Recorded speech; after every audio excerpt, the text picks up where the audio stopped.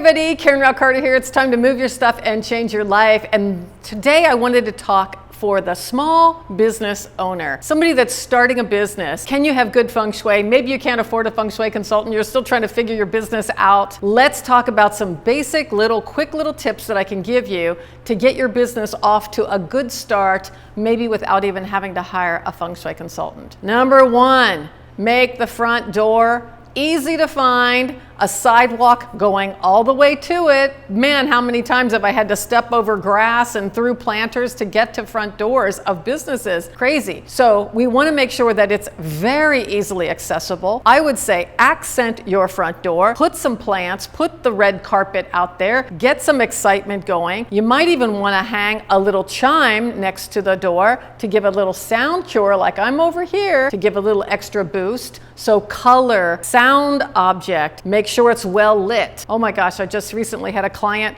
whose front door was so far back in the porch, there was a big porch in front, that the whole front door was in the shadow. You couldn't even see through the shadow where the door was. It was very uncomfortable to go up to the building because you're like, I don't know where I'm really going until I get all the way onto the porch. Make sure that door is well lit and put the sign there. I just recently had a dance studio client that they had two doors over on one side because they owned 3 different suites of the shopping center. And the 2 doors that they didn't want people to come into had the sign above it. And then they had little arrows on those doors, like go around the bend to the other door. I got a great tip. Put the sign above the door that you want them to. Put the flowers and everything there, which they had the flowers at those other doors. And do nothing to these doors. Erase these other doors so you don't have people coming into the dance studio. Instead, having them come into the reception area. Get basic guidance. Send them in like a little airplane. Get them going into the right location. Put the sign, put the hours on the door, light it up. And if you have multiple doors, detract away from those other doors. Now, once people are in the space, how uncomfortable is it for you to go in and sit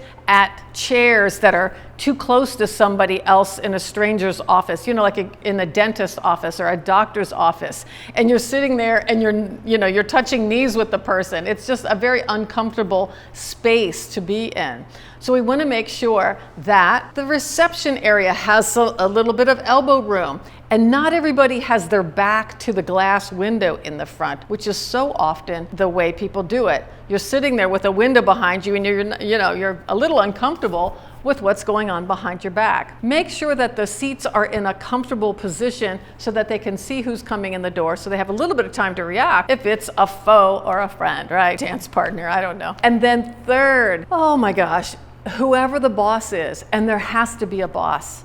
I have to say that the non-hierarchical offices, I've seen a lot of architecture firms where they're like, the boss sits with the peons and the drafters sit with the designers and we're all the same, we're all equal. When nobody is captain of the ship, things get a little weird from a mutiny point of view, where people might not feel like they have a job that's secure because there is no hierarchy of the office with the boss, etc. I know that sounds a little bit anti, we're all the same, whatever, but it's a little disconcerting to have a non-hierarchical office setting, especially when everybody's in sort of the open space workspace and you don't know who's in charge.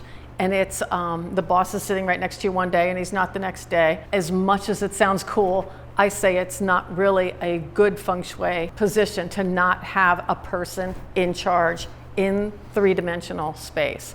So bosses, get your desk looking like the boss. So often I see people, they're like, I just had a little closet left over, so I just put my desk in there, and you're in a little closet up against a wall. And it's not speaking to, I'm in charge, I'm the boss.